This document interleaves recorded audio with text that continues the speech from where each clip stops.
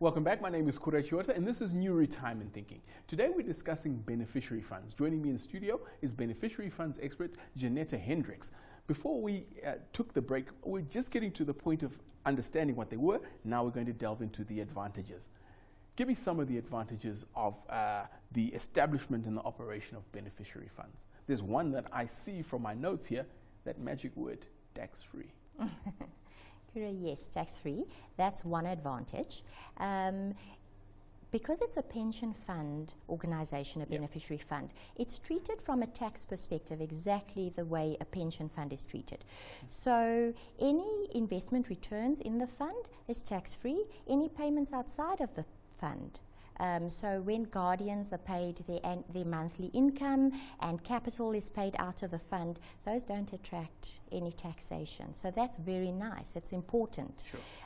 So it doesn't put the guardian in any worse off position, which absolutely, is good. And the beneficiary. So the funds are really protected and to ensure that the beneficiary, when they reach age of majority, actually gets something out of it as well.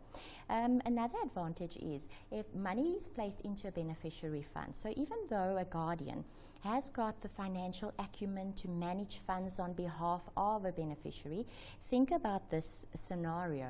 So a guardian could fall on hard times later. So if the monies were paid out to the guardian and the guardian falls on hard times, there's no ways to ascertain how and whose money is whose money. So the money can't be ring-fenced if paid out to the guardian. It gets mixed up and confused with the guardian's money, and it could be, you know, wide open to creditors if the guardian falls into bad times. Also, there's no guarantee that the guardian would be using the funds if paid out to them for the exclusive use of the beneficiary. And I think a practical example of that is the guardian may think, well, you know, I've got a bond. I've got an outstanding bond. So let me use those funds, let me pay up the bond, and then I have more disposable income to look after the beneficiary. And we know life happens. You know, people get retrenched and so forth. So that is why the beneficiary fund is so important, and that practically is how you can protect the money in the interest of your minor child. Okay. How does it go? So I'm employed. Yes. I'm married. I pass on my pension benefits if I haven't nominated them to my surviving spouse, and I nominated to my children. How does it work where it's my estate as a surviving spouse, she might have claim to that, but I've nominated elsewhere? What are the technicalities that it goes to the children as a primary right and not to the existing surviving spouse? Okay, so two areas. So if it falls under the Section 37C, okay, irrespective of how you've nominated, the trustees, because it's a social benefit, and they knew that while you were living and you were working, somebody was dependent on your income. Okay. So they're going to look for those somebodies. Okay. And that could include my that could include your okay. surviving spouse, absolutely, because she would be an actual dependent on you. So they look at who was dependent on you while you were alive, and they allocate that lump sum under Section 37C to them in the proportions that they deem necessary. So if you have a young child, the young child has got a longer term to provide for. So the younger child obviously gets the bigger share of the funds. If you had a group life policy linked, your group life policy, you would have nominated, and if you did say estate, the money would go into the estate, and if you did say estate and then the children, then a trust would have had to be set up, but only once that estate is actually wound up, and that can take a long time. It can indeed. Right. What would you like viewers at home to have in mind when considering the nature of beneficiary trust? Because we always should act with the end in mind, how we'd like things to pan out. What can we do up front now to ensure that our kids get this benefit?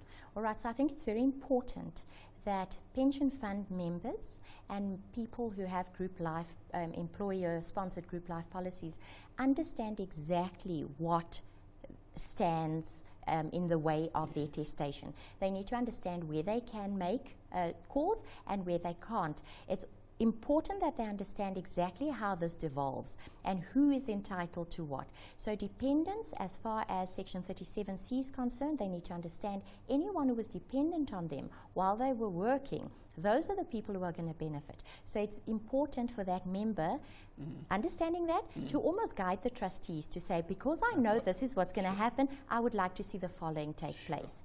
In terms of their group life, the nomination is going to come out trumps. So nominate very carefully.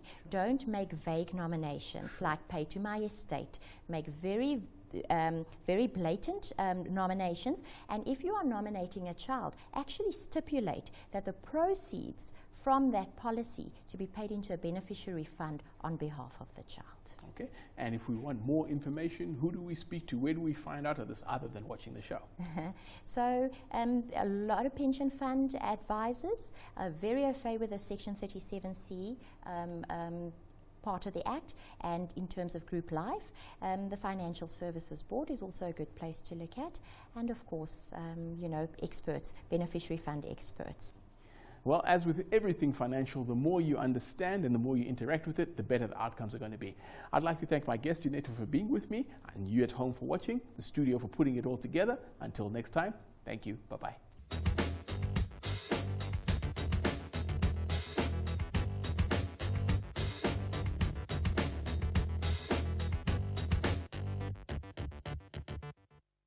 New Retirement Thinking is proudly brought to you by 10X. Why settle for less?